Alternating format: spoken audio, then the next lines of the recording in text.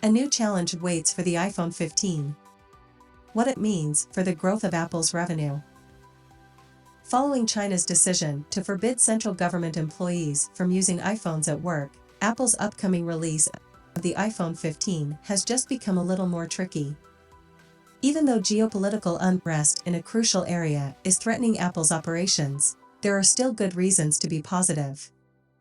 According to the Wall Street Journal, which cited persons familiar with the situation, China instructed central government officials and staff members at some regulators not to use Apple iPhones or other foreign-branded cell phones for work. The concern is that the action may give Chinese customers a hint about the government's position on Apple and other international businesses' futures in China.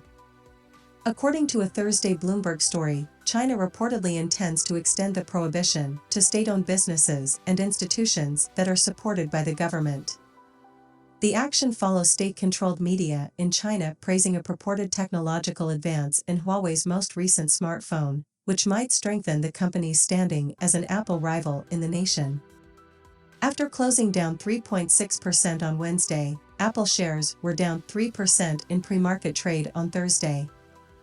After new information from Beijing surfaced, investors digested the prospect of a ban on the distribution of Apple products in China, reviving trade tensions with the US, according to Pierre Verret, an analyst at Active Trades.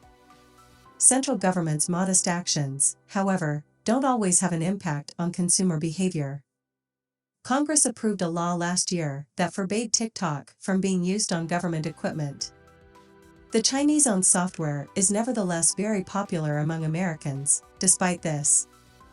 The main concern surrounding Apple is still whether the September 12 debut of the iPhone 15 will serve as a trigger for the stock price. The CFRA analysts are upbeat. We conservatively project iPhone revenue to increase by 5% in the iPhone 15 cycle, largely on the strength of easier comparisons from the December quarter of the prior year. In a research note, CFRA's Angelo Zeno cited COVID supply restrictions and lower overall U.S. units sold during the iPhone 14 cycle. Zeno said that although CFRA's current projections do not call for any price hikes, Apple may decide to boost the cost of its high-end Pro devices by $100, which would result in a 6% to 8% increase in the research firm's projections for iPhone sales.